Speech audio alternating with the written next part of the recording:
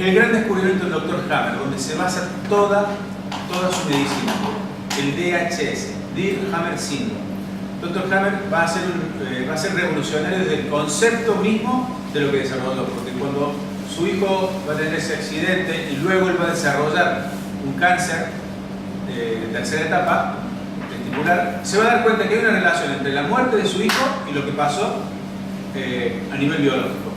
Estamos hablando de los fines de los 70, principios de los 80, donde esa relación no era lógica hacerla, porque o era un virus o era un mal comportamiento del cuerpo. Entonces ya desde el génesis de su concepto es rompedor. Teniendo en cuenta que un hecho va a partir de la hipótesis de que algo externo modifica mi interior, va a ser un mapeo. Él trabajaba, que era internista, trabajaba en una clínica en Múnich, y va a empezar a preguntarle a todos los pacientes que él estaba viendo si en una manifestación biológica había hecho una situación que le era impactante. Él no le da nombre, no dice DHS, él dice un shock. Todavía no le pone nombre ni apellido. Todo el mundo le dice que sí, entonces empieza a mapear cuál fue la situación con el órgano afectado. Entonces se da cuenta que una mujer diestra tenía conflictos en la mama izquierda cuando lo que estaba vinculado era el nido, el conflicto del nido con el útero. Se dio cuenta que la mayoría de las mujeres diestras tienen conflicto del cuello de útero, cáncer del cuello de útero. Y así los mapeos de todos los conflictos. Teniendo esto ya más o menos claro, dice, ok, si tengo una situación externa que modifica mi biología y mi biología está comandada por el cerebro, ¿qué tiene que ver el cerebro en este juego? ¿Qué hace? A todas las personas que había preguntado le empieza a hacer unas tomografías axiales computadas, que es este corte transversal. Vamos a ver si lo tenemos aquí. Seguro que sí.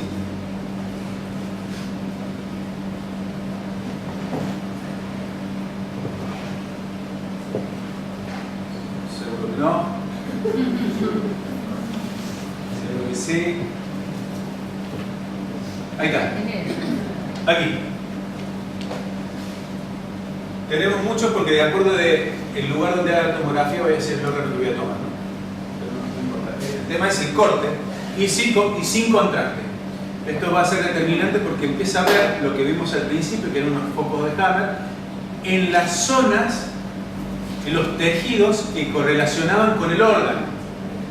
Es decir, tenía un conflicto, no sé, en el hígado, endodermo, y veía que a nivel estructural del endodermo tenía un relé de control, que después le vamos a ver el número, tenía un foco. Entonces se da cuenta que hay una relación, me estoy adelantando tercera y cuarta ley biológica, pero lo vamos a ir concatenando. Que hay una relación entre mi cerebro y mi órgano, y que el cerebro era el que conducía el órgano.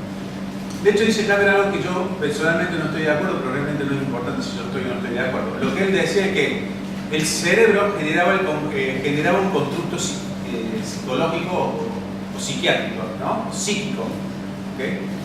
Como que el cerebro controlaba todo. Por lo que nosotros hemos visto, no sería tanto así, pero bueno, ahí está, lo digo. Él decía que parte del cerebro generaba la parte psíquica y controlaba la orgánica.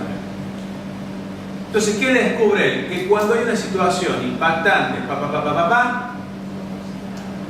el cerebro es el que comanda el órgano y que va a tener una lesión correspondiente al relé de control del órgano que está tomando. Es decir, si yo tengo un conflicto, por ejemplo, en la corteza peninsular, voy a tener un conflicto a nivel territorial. Y los órganos tomados van a ser, depende si es bronquio, si es laringe, pero van a ser muy determinados. Logra ver el foco, logra ver el órgano, encuentra relación. ¿Okay? Pero ¿qué se da cuenta él? Que también la persona tenía el cambio de percepción apenas tenía el DHS. Entonces se da cuenta que el DHS es esta situación impactante que no tiene recursos, que te agarra contra pie y que es inesperada.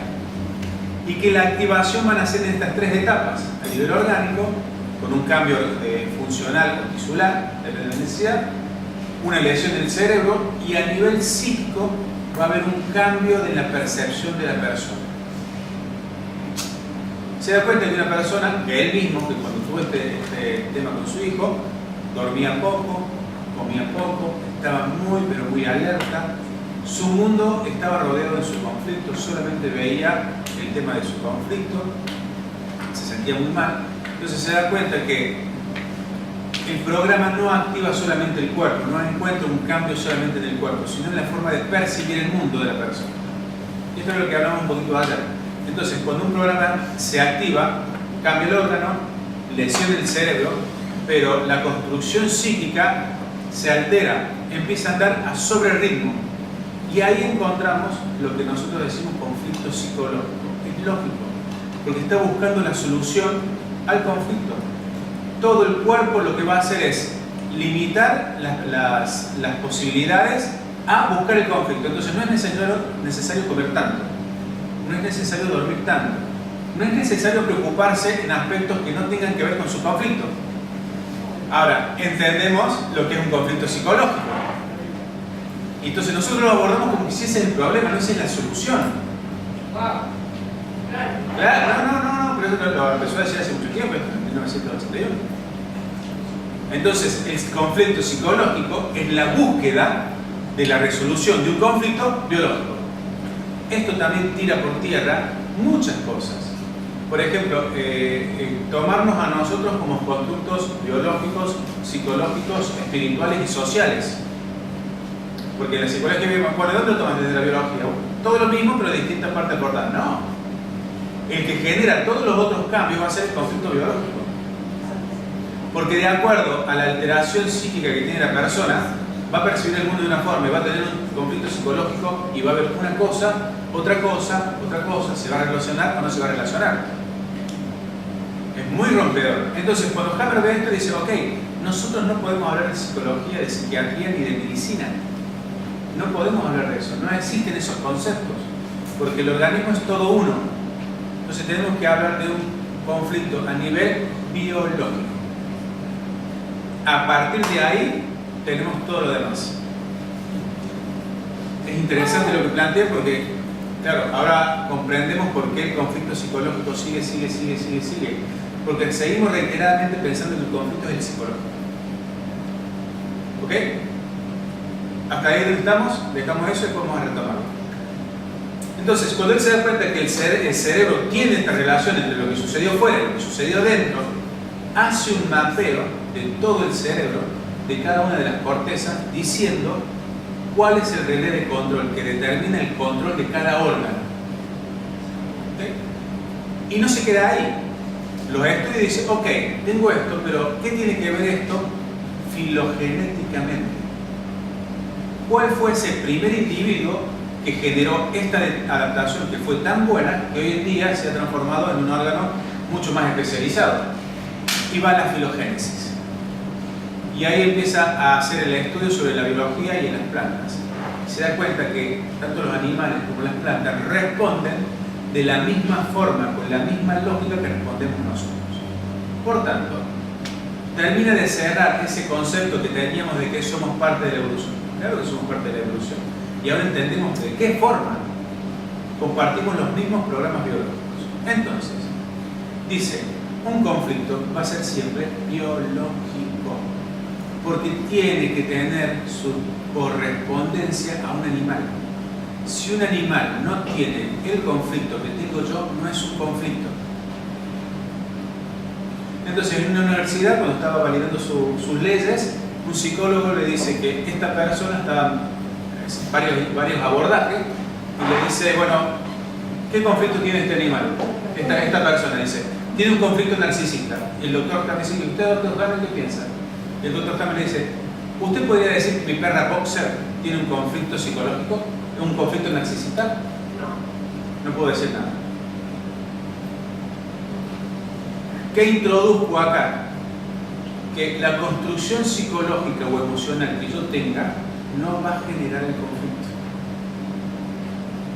Entonces, emoción es un constructo que tenemos, que le ponemos nombre, pero en realidad es una química que me lleva al movimiento. ¿Con qué lógica? Conflicto biológico, conflicto psicológico a sobre ritmo para encontrar salida. Cuando la encuentro, me muevo la acción. Claro.